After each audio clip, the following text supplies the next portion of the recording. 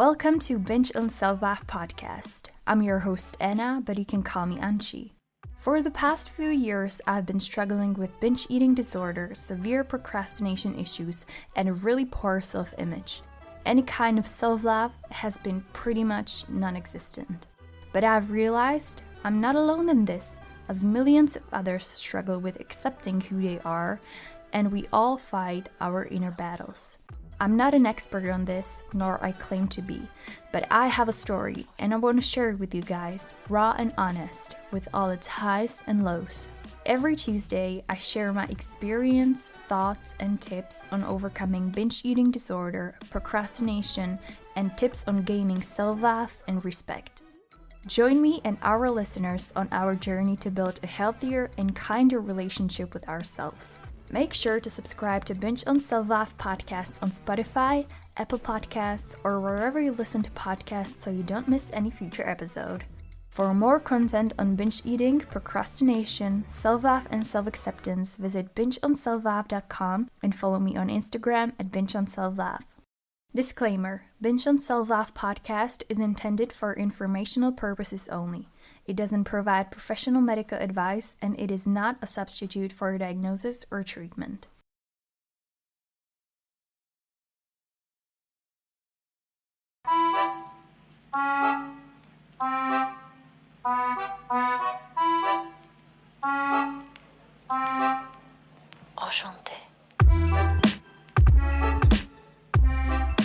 Hello everyone, welcome to another episode of the Binge on Self-Love podcast.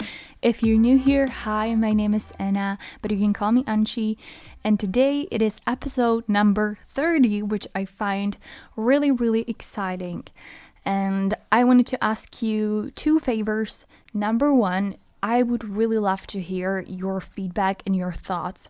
What do you like about this podcast? What do you miss in this podcast? Is there any particular topic that you would like me to cover? If you have any kind of feedback or ideas, don't hesitate to reach out to me either on Instagram at bingeonselflove, or you can send me an email at anci@bingeonselflove.com. The favor number two I would like to ask you is that if you like and enjoy this podcast, make sure to rate it in the App Store. You can either rate it or you can write a feedback, whatever you like, and make sure to subscribe to this podcast so you don't miss any of the future episodes. In today's episode, I would like to talk about difficult situations and how can we navigate and handle challenging situations when we are in recovery. We all face difficult situations. Sometimes we handle them without thinking twice about them, but other times they take a lot out of us. I feel like we can never be fully prepared for what's about to come, and because I think this is something we all go through, I think it could be a good idea to turn this into an episode. So without further ado, let's get into the episode. Enchanté. I will start this episode by sharing some of my personal story, or just give you a little bit of context what actually brought me to this idea. For the past 2 weeks or so, I've been on an emotional roller coaster. I've been going through some personal changes in my life which have been both good and bad. And I want to emphasize that I do realize that people are going through incredibly difficult stuff, much more severe and serious, much more challenging than what I am dealing with, especially now. So by no means am I trying to play the self-pity card here. I'm just saying how I currently feel. So I just wanted to make sure that this is clear. I get stressed out pretty easily. Not necessarily by someone or something, but I have this, I would say, quite exceptional gift of stressing myself out. I overthink everything. I play different scenarios in my head over and over again of what could possibly happen, what I wish would happen, what I'm scared will happen, and what may actually happen. And all this weird stuff. Like, my mind is a pretty weird place, I'm not gonna lie. So long story short, I have not been feeling my best lately. Once again, I started having these thoughts of binging, of not working out anymore, of giving up on my recovery and everything. And I really often wake up and just feel like there's no point in trying to become someone or do something or try something and stuff like that. Just saying this out loud right now, I realize that these are exactly the moments when you can't give up, where you shouldn't give up. These are exactly the moments when you need to keep going and you need to really do this for yourself. And just keep in your mind that nothing is permanent and that if you're going through some tough shit, it will get better. I don't want to sound like a motivational speaker because I'm not one. But I really do think it's true. The tough moments, tough challenges, and tough situations we're facing are exactly the moments when we need to push through and not give up. Recovery is a very different process for everybody. It has many different forms, and we all go through the recovery process at a different time, at a different pace. And that's, in my opinion, the number one thing to remember. Never compare your recovery process, your recovery experience with anybody else. Not that you should compare something else. No, I think we shouldn't compare ourselves to anyone at all.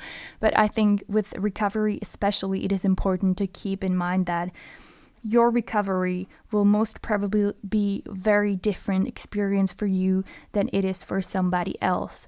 But what I would say is common for people in recovery, though, is that there will come days when you will feel like you don't really know why you're doing this. There will come days when you will forget why you even started this, and sometimes your mind will be so consumed by other problems that recovery will be the last thing on your mind. I get that. I started my recovery journey about 3 years ago. For those who don't know, if you're new to this podcast, I've been recovering from a binge eating disorder, which was part of my life for about 5 or 6 years. I was 18 when I binged for the first time and 19 when binge eating took over my life. Currently, I'm 27 and I consider myself to be in recovery for the past, I would say, 3 years or so. And during those 3 years, I felt like giving up so many times.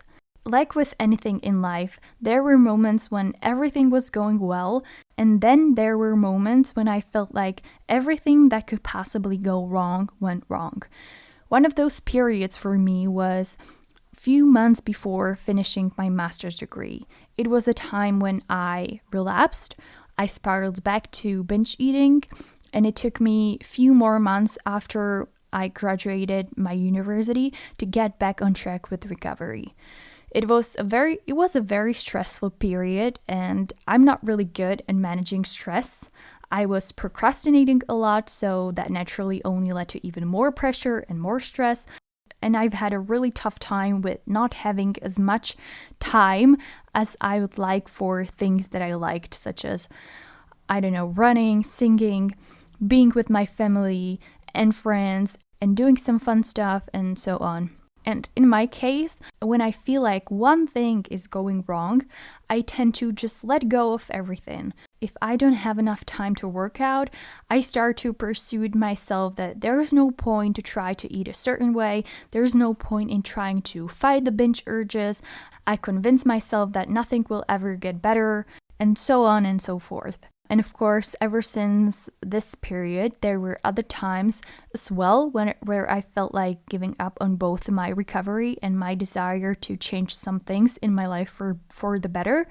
I know that when you feel like the whole world is falling apart and you're in the middle of all of it, it can make you feel like it will never get better. But trust me, it will get better. Every day that you don't give up on recovery, on your dreams, on your passions, and ultimately on yourself is so worth it. For me, going back to binging and binge eating has been, I would say, kind of natural reaction for me for the past few years, which is something that has been happening to me lately.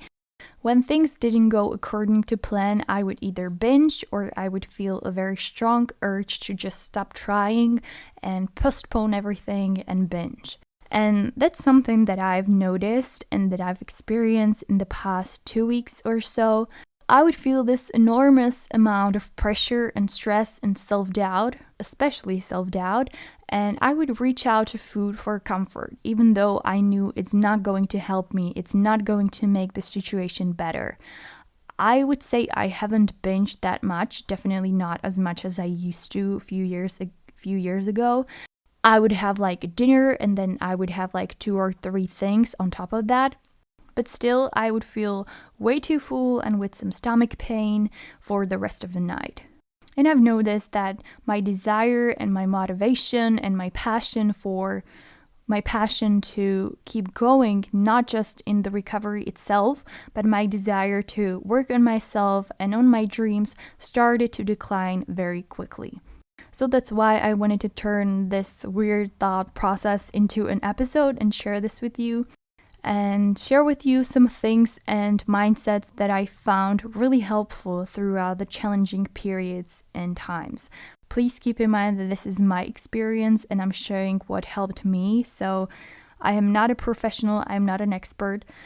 And I also find it essential to emphasize that everything is a learning process. I feel like there's no one-size-fits-all solution that you will learn and that you will just apply to everything every single time. I actually think it's more about the learning process, learning to understand yourself, how you react to certain things, and about learning how to deal with the emotions and with different challenges. I put down 4 little tips and things that I found really helpful. Number 1 is to keep in mind that the only way out is through. I've heard or read this thought a few years ago, and it still resonates with me till this day. I feel like it doesn't really matter what challenge you're facing, what situation you're dealing with, but the thing is, you can't just run away from your problems. You can't escape your emotions. I mean, you can, but only for a really short period, but they will come back at you stronger and harder than before. For example, I am currently in the middle of switching jobs, and anyone who has ever been looking for a job probably knows that it can shake your confidence a lot, and a lot of stress and anxiety come into play. My first reaction to all those emotions and feelings was, let's just postpone it. Let's eat, let's binge, let's do anything to avoid going through this again.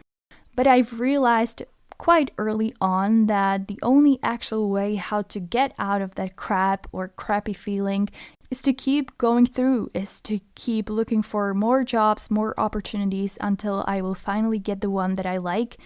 After that, the crappy situation will be over and the crappy feelings will go away. For example, going for a run can be a great stress relief, but I can go for a run every single time just to avoid the discomfort of the job hunting process.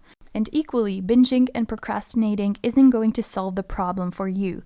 What's going to solve the problem for you is you by doing what needs to be done, whether that's finishing a thesis, doing that project, finding that job, facing the breakup, going through the recovery, whatever it is.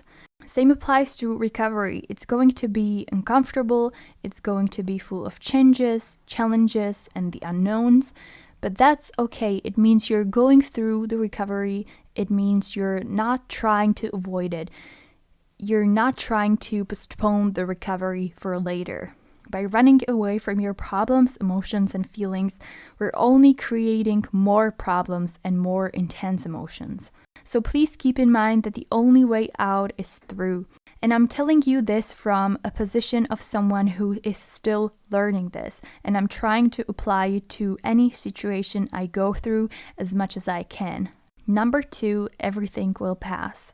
Probably every one of us has been through something that made us feel like it's never gonna pass, like it's gonna be like that forever. Maybe you've gone through a really tough breakup, or maybe you just relapsed after a really long time, or maybe it was something completely different. The point is that when we're going through something, it feels like there's no chance that it will ever get better. It feels like there's no chance you will ever feel better. Just remind yourself some situation and think about how you felt after, let's say, a month, 2 months, 3 months, 6 months, after a year or maybe multiple years. Although it may feel like you will have this negative emotions forever, remember that everything will pass. Time numbs the pain, the emotions will fade away, you will process the situation, and it will leave you with more space for other emotions as well. Everything takes time and everything is a process. When I started my recovery journey and when I started seeing my therapist, I thought there's no way I will ever feel better. And there's no chance I will ever feel comfortable in my own skin. And there's no chance I will ever be able to go without a binge for more than a couple of days. I felt very uncomfortable, confused, stressed, and anxious, and just overall weird during my recovery journey, especially in the beginning of my recovery journey. But everything wrong will pass sooner or later, and you will start to feel better. And you will have more space for positive emotions, and you will start to focus on the positive emotions and positive things in your life more often. So if you are going through recovery and you're facing some hurdles and difficult times, try to remind yourself that the negative emotions and negative aspects of it will pass and that you will feel better in time. You don't have to give up on your recovery even though it is really hard right now. Because you know what? Once that difficult situation will pass and you will get through it, you will be so proud of yourself for keeping up and for going through it and for not giving up. I also want to emphasize that I'm talking about the feelings that you have when you're going through some difficult situation, but I also think that you don't have to be and you shouldn't be alone in this. So I think it's just right to reach out to either therapist, professional, or family member or friend. I'm not saying that you should be going through this on your own and that you should just be tough and push through. No, not at all. I'm just saying that let's try to focus more on the positive that will come, because it will come. And keep in mind that the negative side of the change maybe or the recovery that you're going through is just temporary. Tip number 3 is to keep your routines. One thing that I figured out recently that is really helpful and extremely important to keep when you're facing some problems or going through some tough times is to keep your routines. When things go south, it is especially important to keep as much of the routine in your life as possible, because it will give you this sense of stability and sense of certainty. Paradoxically, my routine has always been the very first thing I let go of when something wasn't going right or when something wasn't going according to plan. Maybe it has something to do with my perfectionist tendencies or my desire to have everything under control, I don't know. But either way, when something wasn't going right, and when I started to feel like I'm losing the sense of control over something in my life, my mind turned to a mad place, and it was like, what's the point of making a bed in the morning if I can stick to working out 3 times a week or something like that? And it could be quite literally anything from not being able to work out because I had to do something else, or to more challenging situations like finishing my master's or going through some tough time in terms of my relationship or family relationships. But I think that sticking to your routine, your habits, your schedule as much as possible when navigating some tough situations is actually so important. It gives you a sense of stability, a sense of control, and you have this piece of solid ground under your feet that is going to be there no matter what. And from my experience, I find it much more difficult to quit, whether that's recovery or something else I'm trying to accomplish, if I have a routine that I stick to, rather than if I just gave into the total anarchy of life. And the routine will look differently for every one of us. For me, it's the time that I go to bed and the time that I wake up. For me, it's having a bowl of oatmeal in the morning. It's working out or having some kind of physical activity, such as walk or something like that. For me, it's, for example, meditation in the evening. It's taking my vitamins and just simply showing up and being there for myself. And that so far turned out to be a really helpful tool when going through recovery and when facing some challenging situations. A last tip that I have for you is meditation. I realize that this is going to be entirely subjective, but I've started meditating about a year ago, actually during the very first lockdown. And I'm not lying, but I swear meditation helped me in so many ways. It's definitely not like that every time I feel stressed out or anxious or just really shitty, I start to apply everything that I've learned through meditation. Not at all. But I think meditation in general brought so much more calmness into my life, and it helped me to build a new habit. And it also helped me in a way that I approach my thoughts. I try more often to approach my thoughts just as thoughts and not to give them any kind of value, any kind of meaning. And of course, again, I don't do it all the time. I wish I was that good. But every here and then, I try to remind myself different things I've learned through the meditation. I feel like with meditation, the progress is not really visible. And it's not always as quick as like, now I've learned meditation, so I feel much better now. But I think instead you will notice the positive effects it has on you in different situations and in different circumstances. I'm not sure if that makes sense. Hopefully it does. But so yeah, meditation is definitely one of many things that helped me and that still helps me to get through some periods that are not really easy, and through periods that are challenging, either in an emotional way or challenging in terms of my energy, my focus, and stuff like that.